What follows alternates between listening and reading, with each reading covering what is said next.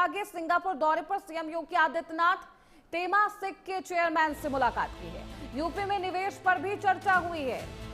उत्तर प्रदेश के मुख्यमंत्री योगी आदित्यनाथ ने सिंगापुर दौरे के दौरान तेमासिक के चेयरमैन टीओ चिहियान और उनकी टीम के साथ एक बेहद अहम बैठक की है। इस मुलाकात में डेटा सेंटर, लॉजिस्टिक्स हब और रिन्यूएबल एनर्जी जैसे क्षेत्रों में निवेश की संभावनाओं पर विस्तार से चर्चा की गई है। तेमासिक के चेयरमैन से चर्चा के दौरान सीएम ने यूपी में संप्रभु निवेश भागीदारी पर बात की है, जिसमें data centre, logistics hub, renewable energy और औद्योगिक इंफ्रास्ट्रक्चर में निवेश जैसे क्षेत्र शामिल है। उन्होंने अंतर्राष्ट्रीय निवेशकों को राज्य के मजबूत नीतिगत ढांचे और फास्ट ट्रैक क्लियरेंस सिस्टम के बारे में भी जानकारी दी। ये बैठक वैश्विक निवेशकों को यूपी की ओर आकर्षित करने की दिशा में एक बेहद अहम कदम माना जा रहा है। तो इस खबर पर ज्यादा जानकारी के साथ हमारे सहयोगी आशीष वर्मा लखनऊ से जुड़ चुके हैं। आशीष, देखिए, मुख्यमंत्री योगी आदित्यनाथ सिंगापुर के दौरे पर है। एक तरफ बजट पेश किया जाता है, 1 ट्रिलियन का रोड मैप तैयार किया गया है। उसके बाद सीएम योगी का सिंगापुर और जापान दौरा कितना अहम?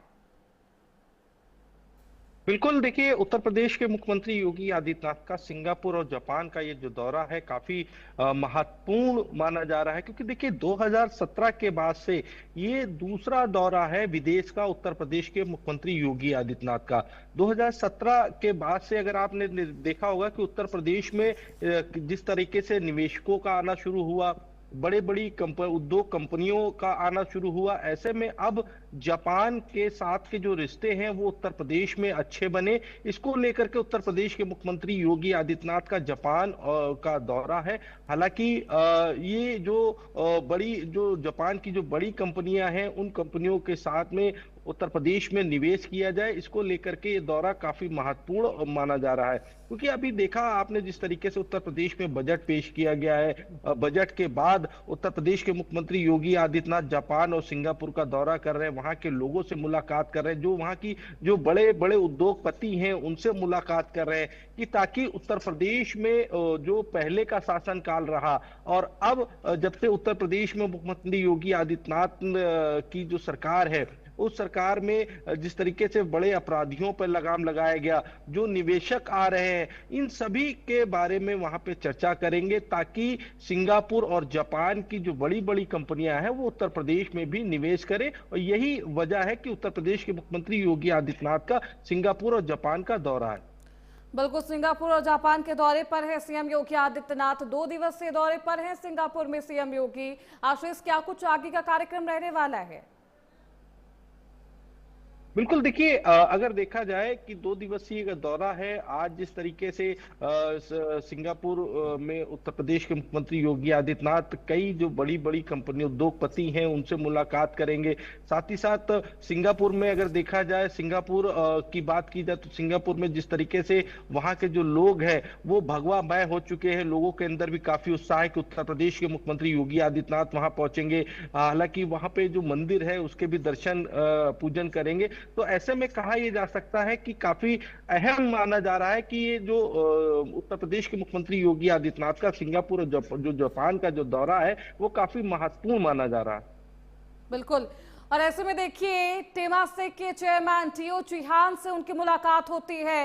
इसके बाद भी कई अहम मुलाकातें हैं। किस तरीके से यूपी में निवेश को बढ़ाया जाए विदेश कंपनियों के द्वारा, इस पर बेहद अहम चर्चाएं होनी है। क्या कुछ समझौते होते हैं, देखना बेहद दिलचस्प होगा आशीष। लेकिन देखिए, जापान के दौरे पर भी रहने वाले हैं सीएम योगी आदित्यनाथ। उनका भी 2 दिवसीय दौरा है, 25 से 26 तारीख फरवरी तक वो रहेंगे जापान के दौरे में। जो प्राचीन मंदिर है, श्री राम मंदिर है, हनुमान मंदिर, जैसा कि आप भी बता रहे थे आशीष की भगवामय हो चुका है ये पूरा विदेश यात्रा में। देखिएगा किस तरीके से वेलकम किया गया है सीएम योगी आदित्यनाथ का। जब जापान दौरे पर जाएंगे, प्रवासियों से भी मुलाकात करेंगे। जापान दौरा कितना अहम होने वाला है यूपी के निवेश सेक्टर में अगर बात करें तो? देखिए, देखिए ये जो दोनों दौरे हैं, चाहे वो सिंगापुर की बात कर ले या जापान की बात कर ले, दोनों ही महत्वपूर्ण हैं। क्योंकि जिस तरीके से ये कहा जा सकता है कि जो निवेशकों के लिए काफी देखा जा रहा है, क्योंकि उत्तर प्रदेश में जो बड़े उद्योगपति हैं या फिर जो बड़ी बड़ी कंपनियां हैं, उनका निवेश हो, ताकि उत्तर प्रदेश में युवाओं को रोजगार मिल सके। ऐसे में आपने देखा होगा कि अभी जब इन्वेस्टर मीट हुआ था, तब कई बड़ी कंपनियों ने शिरकत किया था और कई बड़ी बड़ी कंपनियों के साथ में उत्तर प्रदेश सरकार ने एमओयू साइन किए थे।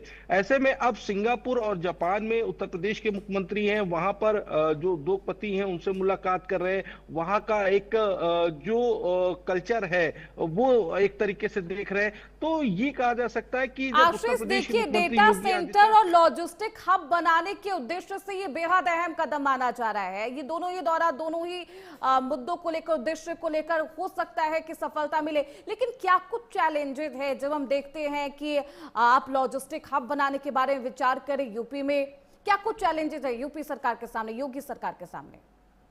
देखिए, उत्तर प्रदेश के ही योगी आदित्यनाथ की सरकार के सामने अगर जो भी चैलेंजेस हैं, उसको उत्तर प्रदेश के मुख्यमंत्री योगी आदित्यनाथ पूरा भी करते हैं। आपने देखा होगा कि जब समाजवादी पार्टी की सरकार रही है, तब जो उद्योगपति थे, ये जो बड़ी बड़ी कंपनियां थी, वो उत्तर प्रदेश में निवेश करना नहीं चाहते थे। और जब से उत्तर प्रदेश में योगी आदित्यनाथ की सरकार आई है, उसके बाद से ही बड़ी बड़ी कंपनियां उत्तर प्रदेश में निवेश कर रही हैं। इन्वेस्टर समिट हो रहा है। पहले के लोग डरते थे उत्तर प्रदेश में निवेश करने से, अब वो डर नहीं है। यही वजह है कि जब उत्तर प्रदेश के मुख्यमंत्री योगी आदित्यनाथ सिंगापुर और जापान के दौरे पर है, वहां के निवेशकों से मुलाकात कर रहे हैं, वहां की जो बड़ी बड़ी कंपनियां हैं उनसे मुलाकात कर रहे हैं। उनसे मुलाकात के साथ साथ उत्तर प्रदेश में भी निवेश करने की बात कर रहे हैं। तो ऐसे में बिल्कुल, देखिए सिंगापुर पहुंच तो चुके बहुत हैं है, सीएम योगी आदित्यनाथ। 25 से 26 फरवरी को जापान के दौरे पर रहेंगे। ये दौरा कई मायनों में बेहद दिलचस्प। बहुत शुक्रिया आशीष आपका इन तमाम जानकारियों के लिए। चलिए खबरों पर